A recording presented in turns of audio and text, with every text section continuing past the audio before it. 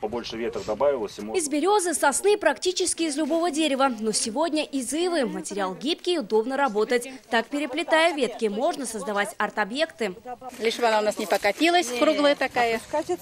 Это семинар по ленд-арту. Ландшафт искусства своими руками, объекты из того, что под ногами. Новое направление в ландшафте для всей страны. А теперь им увлекаются и в Муслюмово. Мы решили провести семинар и собрать из ближайших районных центров и городов людей, которые действительно интересуют ландшафтное проектирование, ландшафтный дизайн, ландшафтное искусство. Вот, чтобы они действительно посмотрели и своими руками попробовали.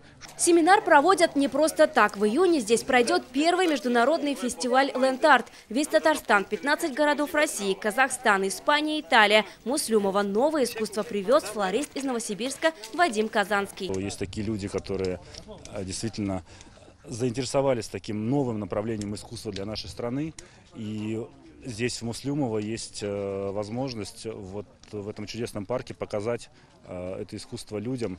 Изучать новое сюда приехали аж целыми группами. Только из Мензелинска 16 человек. В Мензелинске тоже хотите, да? Вот Да. Поэтому вот наш глава района прям вот это послал вот нашу делегацию, чтобы мы ознакомились. Такие арт-объекты можно создать всего за полчаса. Правда, если работать вместе. А главный принцип – простота. Сделали 25 шаров, приуроченных к 25-летию молодежи Татарстана.